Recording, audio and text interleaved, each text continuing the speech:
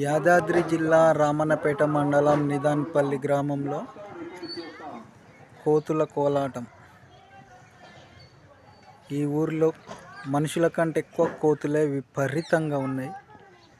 ఇలాంటి పెంకటిల్లు మొత్తం కూలగొడుతున్నాయి. తక్షణమే గవర్నమెంట్ చర్య తీసుకోవాలని నా యొక్క కోరిక. రోడ్డు ఎమ్మటి ఏదైనా వస్తువు తీసుకొని వెళ్తే మనుషుల దగ్గర నుంచి గుంజుకొని కరిసి పోతున్నాయి. తక్షణమే చర్య తీసుకోవాలని కోరుకుంటున్నా.